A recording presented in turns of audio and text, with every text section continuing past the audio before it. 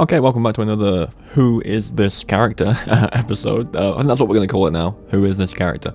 Today, we are going to be looking at Chief Brian Irons from Resident Evil 2. He is the police chief in charge of the RPD, and is a little bit of an asshole. So, we're going over who he is, what he does, and just in general kind of things you may not know about him. So, without any further ado, let's get to it. Okay, so like I said, Police Chief Irons is the leader of the police department, RPD, of course, and he is honestly quite corrupt. Like a lot of the officials inside the Raccoon City, he was very, very corrupt from Umbrella, and he would basically receive bribes from them in return for him doing things for them, and that was a case for a lot of the higher-ups in business in the whole of Raccoon City, really. During the outbreak in the city, Irons did suffer from basically a mental snap and started killing off fellow officers and people trying to take refuge from the zombies inside the police department itself.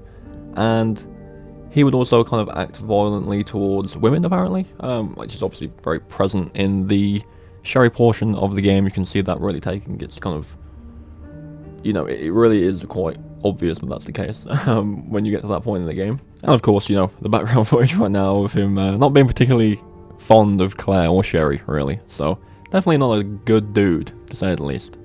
Now, one thing that's interesting about Irons is apparently he was suspected of being a serial killer, and people were very suspicious of him, but due to his power, due to him being basically a puppet for Umbrella, the investigations were basically covered up or just didn't happen, mainly because of him doing this stuff for Umbrella, really.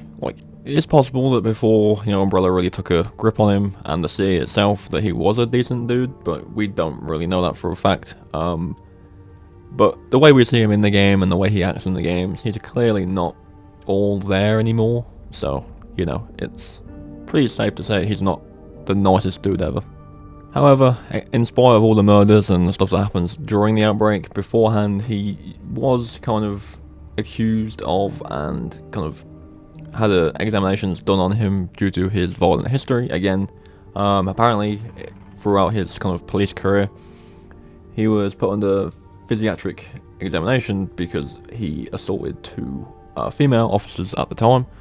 So, it does kind of go to show that even before the outbreak, he was not the nicest dude. But I think the outbreak kind of really took that to a whole new level, because the rules basically go out the window when everyone's dying around you. So, I guess it really did kind of release the real evil in him at the time.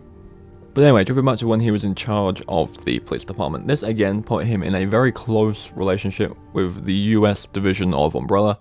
Not only were they obviously a big company at the time due to their pharmaceutical development, but obviously with Umbrella, they were obviously making, secret military bioweapons and selling them off to whoever would buy them, really. So he was very connected with that, and of course they did kind of keep him on a leash, basically. Again, bribes and stuff like that to keep him silent, to keep him helping them with their research. And Umbrella's just pretty shit. Let's be honest. They're not good people at all.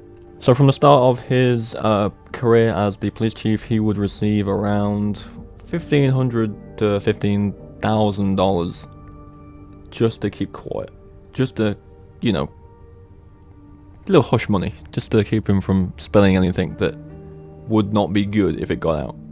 This was actually supplied by Annette Birkin, so again, the characters do loosely connect to each other in RE2, and he would actually use this money to fund his art habit. If you've been into his office in the game in Claire's run, there's a lot of paintings, there's a lot of statues and stuff.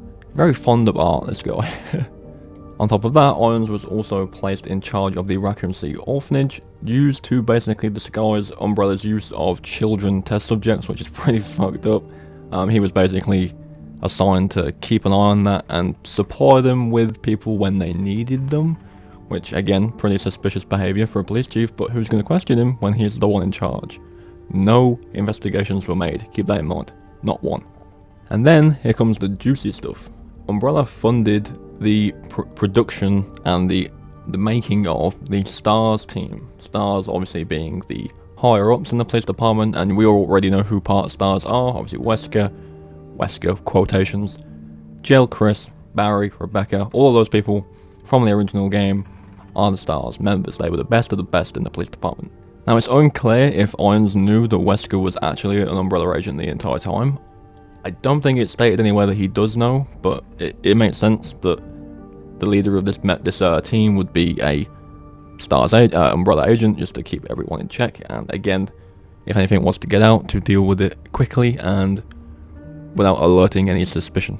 Obviously, in the end, the STARS team was sent out to the mansion in the mountains, mainly for combat data against the bioweapons there, but obviously they were sent there thinking that, you know, there was an incident that they needed to be dealt with, but it was intentionally set up, basically. Which is a shame, because not a lot of them make it back, but we all know the events of the main game. Of course, after the events of the mansion incident, I swear I can say that word properly, the STARS team was ordered to be shut down immediately, and then any remaining STARS members that survived the mansion were then basically searched for and killed by Nemesis in Resident Evil 3. Obviously Brad does take the bullet from Nemesis as well, and obviously Jill, being the only one left in Raccoon City to survive the mansion incident, beats Nemesis and gets away, with Chris not being there at the time. Chris is obviously off in Europe, and the events of Code Veronica are taking place over that side, but yeah. Nemesis is sent in to deal with any remaining STARS members to keep the incident of the mansion quiet and keep it covered up, basically. And then, obviously, that led to the destruction of the city entirely, because the outbreak just escalated and escalated from the mountains into the city, and yeah, the first two games, very, very big deal in terms of story. And then finally, to wrap it up with Irons, he then takes Sherry to the orphanage to do whatever he is planning on doing there to her, but unfortunately for him, Birkin, who at this point is still kind of in control, like he's kind of battling with the virus at the time, manages to save his daughter and does take out Irons, and as you get there as Claire, he just dies. Like a parasite jumps out of his chest, alien style, and kills him, so kind of met his well-deserved end, I would say. Overall, that is the story of Chief Brian Irons. I would say he has more importance in the story than you would think on face value. There's a lot of backstory with him that explains a lot of what's going on in terms of involvement with the RPD in the incidents, along with STARS, and his whole involvement with working with Umbrella. It's a lot of information to take on board, and I'm sure if you research it, you'll see a lot more. I did kind of mainly cover the main points of him with his violent tendencies and his bribing by Umbrella and stuff like that. But there's a lot more to go off of with him. He's not in the game much, but at the same time, he's a big deal, character-wise, I would say personally. But as always, let me know your thoughts on Irons down below. I'm not going to mention the movie version of him, because that movie is not particularly good anyway, and it is kind of more of the same, like he's just not a good dude. But it's toned down a little bit in that movie due to the changes of the story. But yeah, that's going to do it. Let me know your thoughts on Irons in the comments down below. Leave a like if you enjoyed, remember to subscribe for more Resident Evil content, and I'll see you all in the next one.